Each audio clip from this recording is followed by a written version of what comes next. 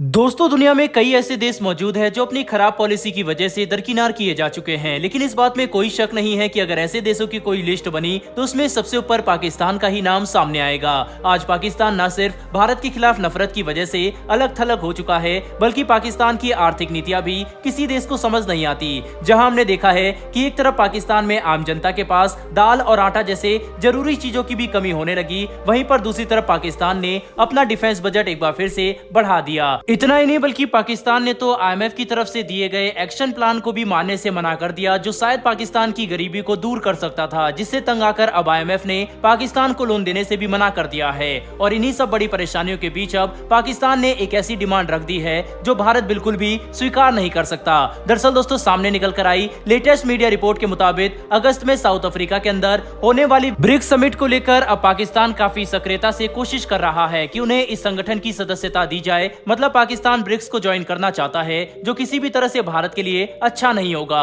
क्योंकि ये बात तो किसी से भी छुपी नहीं है कि पाकिस्तान जिस भी संगठन का हिस्सा बनता है वह वहां पर सिर्फ कश्मीर का राग लापने ही जाता है, जिससे आज संयुक्त राष्ट्र तक परेशान हो चुका है। ऐसे में अगर पाकिस्तान को ब्रिक्स की सदस्यता दी जाती है तो यह इस संगठन में भारत की भागीदारी पर काफी बड़ा प्रभाव डाल सकता है। साथ ही अगर हम ध्यान से देखें तो इस संगठन में पाकिस्तान के होने से किसी भी देश को कोई फायदा भी नहीं होने वाला। दोस्तों, यूक्रेन युद्ध के बाद जब से पूरी दुनिया ने अमेरिका और पश्चिमी देशों की असली चेहरा देखा है, तब से पूरी दुनिया एक मल्टीपोलर वर्ल्ड बनाना चाहती है, जहां पर किसी भी छोटे देश को अमेरिका पर निर्भर न रहना पड़े और वह आत्मनिर्भर होकर अपनी फॉरेन पॉलिसी चला सके। ऐसे में ब्रिक्स जैसे संगठन काफी लोकप्रिय होते जा रहे हैं, जिसे ज्वाइन करने के लिए दर्जनों देश इंटरेस्टेड है, जिसके तहत अगर ब्रिक्स का विस्तार किया जाता है तो ये इस संगठन की ताकत को बढ़ावा देने में काफी महत्वपूर्ण साबित होगा। लेकिन इसी दौरान हमें इस बात का भी ध्यान रखना होगा कि पाकिस्तान जैसे भारत विरोधी देश कभी भी ब्रिक्स का हिस्सा न बन सके, जिससे भारत को कई अलग अलग तरह की परेशानियों का सामना करना पड़ सकता है। बहरहाल बढ़ते हमारी दूसरी खबर की तरफ, और ये खबर तुर्की को लेकर आ रही है, जिसके तहत भारत और अमेरिका ने साथ मिलकर तुर्की का एक ऐसा इलाज कर दिया है जिसके बाद तुर्की भारत के खिलाफ तो छोड़ो,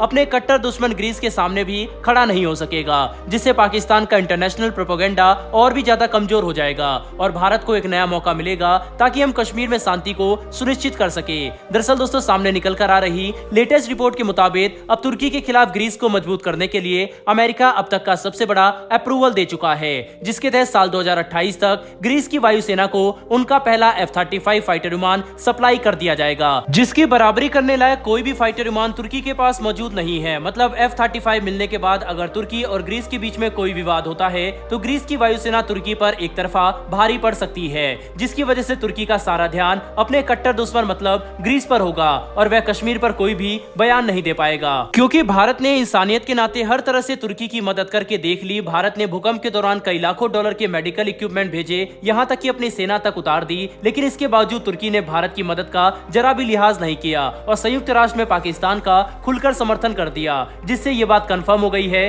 कि अगर हमें तुर्की का इलाज करना है तो अब उंगली टेढ़ी करनी होगी, जिसके तहत भारत और अमेरिका के साथ मिलकर अब ये काफी बड़ा कदम उठा लिया। आपको याद होगा कि कुछ समय पहले तुर्की को खुद अमेरिका F-35 प्रोग्राम में शामिल कर रहा था, लेकिन तुर्की ने अपने ही पैरों पर कुल्हाड़ी मारते हुए रूस से S-400 एयर डिफेंस सिस्टम खरीद लिया। इसके बावजूद कि तुर्की नाटो का एक सदस्य देश है, जिसने अमेरिका को आग बबूला कर दिया था और फिर एक्शन लेते हुए अमेरिका ने तुर्की को F-35 प्रोग्राम से बाहर कर दिया, जिसके बाद अब हम ये साफ तौर पर देख सकते हैं कि कैसे अमेरिका तुर्की के खिलाफ ग्रीस को मजबूती देने के लिए उन्हें F-35 सप्लाई करने के लिए तैयार हो चुका है, जो बहुत जल्द ही ग्रीस की वायुसेना को मिल जाएंगे। ऐसे में ये न्यूज भारत के लिए भी काफी ज्यादा पॉजिटिव है, क्योंकि इससे भारत की एक काफी बड़ी सरदर्द खत्म हो जाएगी। दोस्तों, कुल मिलाकर समझने की कोशिश करें तो इंटरनेशनल लेवल पर कूटनीति पहले के मुकाबले काफी ज्यादा बदल चुकी है। ऐसे में भारत को काफी ध्यान से आगे बढ़ना होगा ताकि हम हमारे लॉन्ग टर्म और शॉर्ट टर्म जियोपॉलिटिकल गोल्स को सुरक्षित रखते हुए आगे बढ़ सके। बहरहाल दोस्तों, इस वीडियो में इतना ही, लेकिन आपके हिसाब से क्या ब्रिक्स संगठन में पाकिस्तान को शामिल किया जाना चाहिए या नहीं? अपनी राय कमेंट बॉक्स में लिखकर जरूर बताइएगा। साथ ही इसी तरह की डिफेंस और वर्ल्ड अफेयर से जुड़ी इस तरह की वीडियो के लिए चैनल को सब्सक्राइब कर बेल नोटिफिकेशन अवश्य दबा लें। फिर मिलेंगे ऐसी एक नई वीडियो के साथ। धन्यवाद। जय हिंद।